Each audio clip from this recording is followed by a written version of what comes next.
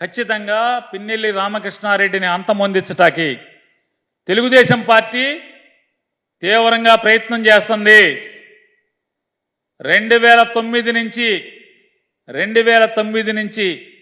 ఇప్పటి వరకు అప్రహతంగా తెలుగుదేశం పార్టీకి పట్టున్నటువంటి చోట వైఎస్ఆర్ కాంగ్రెస్ పార్టీకి బలమైన పునాదులు వేసి 2009లో 2012 బై ఎలక్షన్లో 2014లో తెలుగుదేశం పార్టీ అన్ని చోట్ల గెలిచినప్పటికి కూడా, పల్నాడులో చాలా చోట్ల గెలిచినప్పటికి కూడా, కానీ మాచర్లలో తన పట్టు నిలుపుకొని 2019లో మళ్ళీ గెలిచి 2024లో కూడా మళ్ళీ గెలవబోయే పరిస్థితుల్లో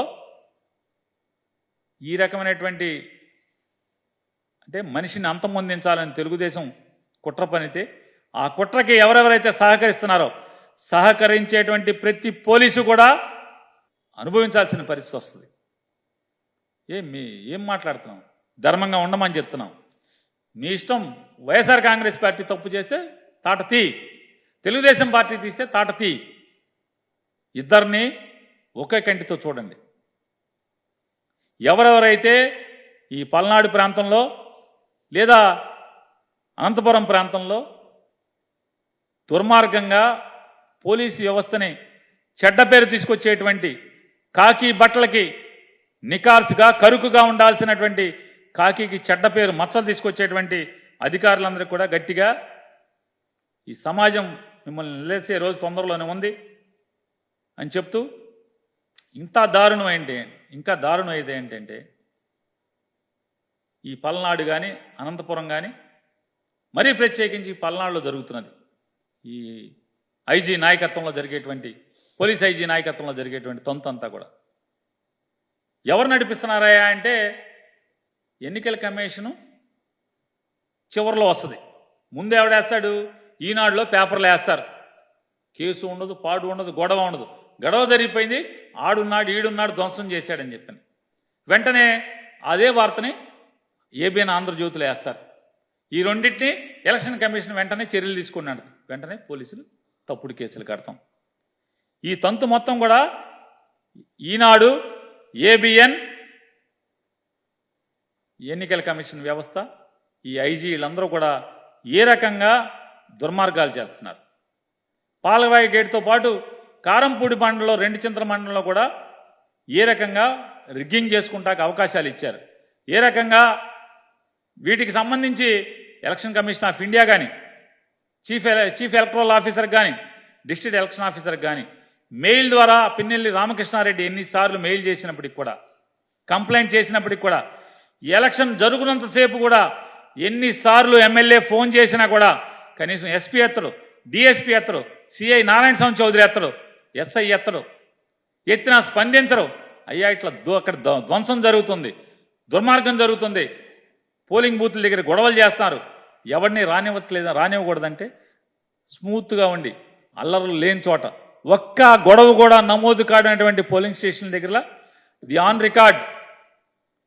ఆన్ రికార్డ్ పోలీసులు పదుల సంఖ్యలో పారామిలిటరీ బలగాలు ఉంటాయి. గొడవలు జరుగుతాయి. ఎమ్మెల్యే 8వ తారీఖునే ఎక్కడెక్కడ బూతుల్లో గొడవలు జరుగుతాయో మొత్తం అంతా కూడా రాతపూర్వకంగా ఎస్పీకి కంప్లైంట్ ఇచ్చాడు, ఐజీకి కంప్లైంట్ ఇచ్చాడు, మెయిల్స్ పంపించాడు, ఎలక్షన్ కమిషన్కి మెయిల్స్ పంపించాడు. ఆ బూతుల్లో ఎక్కడ కూడా ఒక హోంగార్డు, ఒక కానిస్టేబుల్ ఏమి ఎక్కడ కూడా నిమ్మకు నీరెత్తినట్టు ఉండి ఉద్దేశపూర్వకంగా, అంటే సాక్షాత్తు ఒక సిట్టింగ్ ఎమ్మెల్యే ఇక్కడ గొడవలు జరుగుతాయి అని చెప్పని కంప్లైంట్ చేస్తే కనీసం స్పందించకపోగా అక్కడేమో హోంగార్డుని పెడతారు. ప్రశాంతంగా ఉన్న చోటేమో పెద్ద ఎత్తున బలగాలు మోహరిస్తారు. 11వ తారీఖున ఎమ్మెల్యే అందరికీ కూడా, ఆర్ఓకి, ఎస్పీకి అందరికీ కూడా మెయిల్స్ పంపించాడు. ఎక్కడెక్కడ పోలీసు బందోబస్తు ఉండదో అన్ని చోట్ల ఎమ్మెల్యే ఎక్కడైతే కంప్లైంట్ చేశాడో అన్ని చోట్ల ఇవాళ ధ్వంసరచన జరిగింది. మరి బాధ్యత ఎవరు వహిస్తారు? ఆర్ఓనా, ఎస్పీనా, ఎన్నికల అధికారులా, ఎన్నికల సంఘమా? ఎవరు దీనికి బాధ్యత వహిస్తారో చెప్పాల్సిన అవసరం ఉంది. ఇవాళ ఎమ్మెల్యే చెప్పాడు, ఈ ధ్వంసరచనకి టీడీపీ చేస్తుంది, బాధ్యత తీసుకోమంటే ఎవడు పట్టించుకోపోగా ఇవాళ మరొకసారి చెప్తున్నాం, ఉద్దేశపూర్వకంగా ఎవరెవరైతే పురంధేశ్వరి గారి మాట మేరకు ఎన్నికల అధికారుల్ని మార్చి వారు చెప్పిన అధికారుల్ని ఎవడైతే పోస్ట్ చేశారో అక్కడ మాత్రమే ఈ విధ్వంసాలు ఎన్నికల ప్రక్రియ అపహాస్యం అవటం జరిగింది. ఖచ్చితంగా వైఎస్ఆర్ కాంగ్రెస్ పార్టీ మేము యాంటిసిపేట్ చేస్తున్నాము, మేము భయపడుతున్నాము. పిన్నెల్లి రామకృష్ణారెడ్డిని హత్య చేయటానికి పోలీసు ద్వారా తెలుగుదేశం పార్టీ పెద్ద ఎత్తున ప్రయత్నం చేస్తుంది. మేము ఈ వ్యవస్థలోని ప్రతి ఒక్కరికి కూడా రాష్ట్రపతి గారికి, గవర్నర్ గారికి, అలాగే ప్రధానమంత్రికి మేము మెయిల్స్ పంపించడం జరిగింది. ఖచ్చితంగా పిన్నెల్లి రామకృష్ణారెడ్డి గారికి ప్రాణానికి ఏమన్నా జరిగితే, హాని జరిగితే మాత్రం ఖచ్చితంగా inspector of police, IG of police Guntur ప్రాంతం కానీ, పల్నాడు ప్రాంతం కానీ, లేదా నారాయణ స్వామి చౌదరి సర్కిల్ ఇన్స్పెక్టర్ కానీ ఖచ్చితంగా పోలీస్ యంత్రాంగం, ప్రస్తుతం డీజీపీ గారికి కూడా చెప్తున్నాం, మీరు ఖచ్చితంగా మీరు కింద వారిని నమ్మబాకండి. ఎవరైతే వైఎస్ఆర్ కాంగ్రెస్ పార్టీ మేము బలంగా నమ్ముతున్నాం, మేము ఆరోపిస్తున్నాం, సంఘటనల ద్వారా మీకు తారీఖుల ద్వారా జరిగిన సంఘటనల ద్వారా మీకు చెప్తున్నాం. డీజీపీ గారిని గట్టిగా డిమాండ్ చేస్తున్నాం, పిన్నెల్లి రామకృష్ణారెడ్డి ప్రాణాలని కాపాడండి. అతన్ని హత్య చేయడానికి తెలుగుదేశం వర్గాలు తీవ్రంగా ప్రయత్నం చేస్తున్నాయి. పోలీసుల సహకారంతో, సిఐ నారాయణ స్వామి చౌదరి సహకారంతో జరుగుతుందని ఎమ్మెల్యే మాకు చెప్తున్నాడు.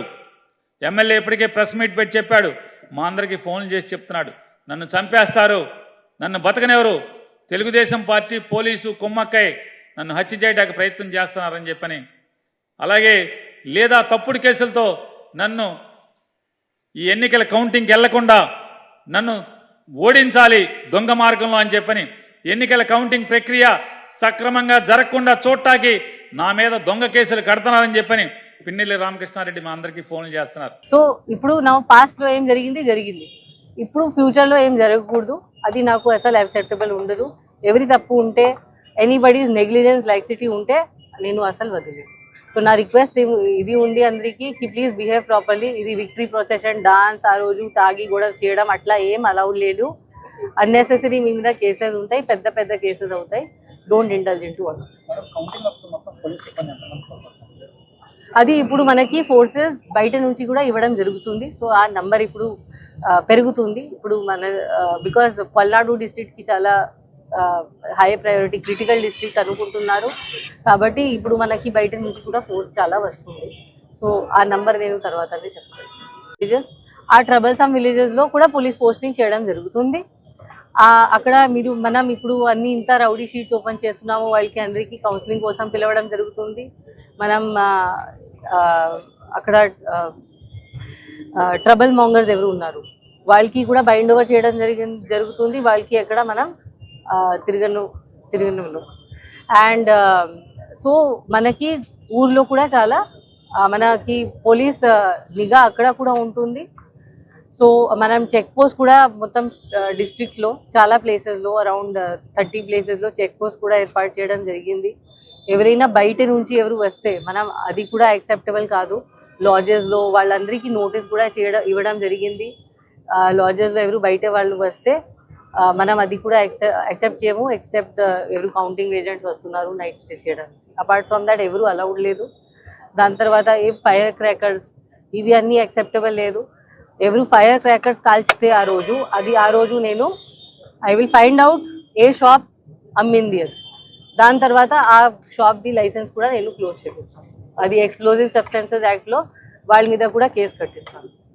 ఇప్పుడు పెట్రోల్ బంక్స్లో ఎవరు petrol bunk by chance use చేస్తే వాళ్ళు ఏ పెట్రోల్ బంక్ అమ్మింది అది కూడా నేను కనుక్కొని వాళ్ళ మీద కూడా కేసు కట్టి వాళ్ళ పెట్రోల్ బంక్ లైసెన్స్ కూడా నేను క్యాన్సిల్ చేపిస్తాను.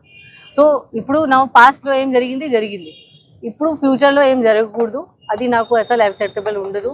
ఎవరి తప్పు ఉంటే, ఎనీబడీస్ నెగ్లిజెన్స్ లైక్సిటీ ఉంటే నేను అసలు వదిలేదు. సో నా రిక్వెస్ట్ ఇది ఉంది అందరికీ కి ప్లీజ్ బిహేవ్ ప్రాపర్లీ. ఇది విక్టరీ ప్రొసెషన్, డాన్స్, ఆ రోజు తాగి గొడవ చేయడం అట్లా ఏం అలౌడ్ లేదు. అన్నెసెసరీ మీ మీద కేసెస్ ఉంటాయి, పెద్ద పెద్ద కేసెస్ అవుతాయి. Don't indulge in to all.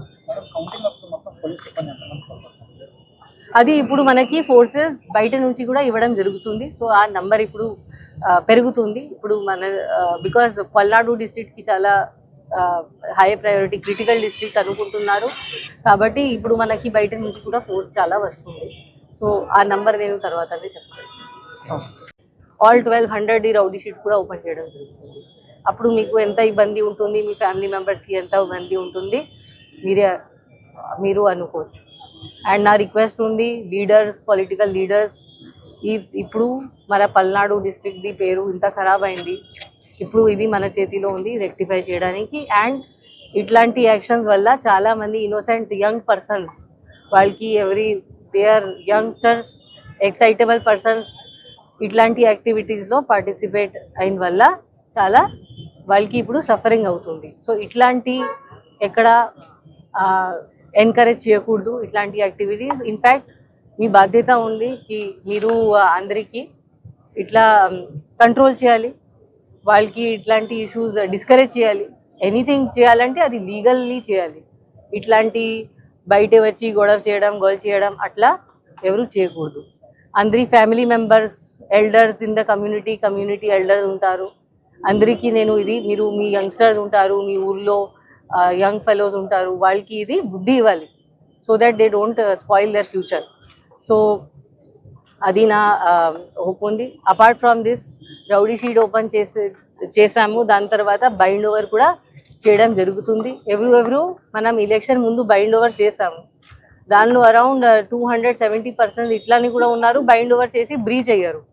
Breach అవ్వడం అంటే ఇప్పుడు వాళ్ళు 1 to 2 lakh డబ్బు కట్టాలి గవర్నమెంట్కి, ప్రభుత్వంకి ఒకసారి బ్రీచ్ అయింది. సో 1 to 2 lakh డబ్బు ఎక్కడ నుంచి తెస్తారు?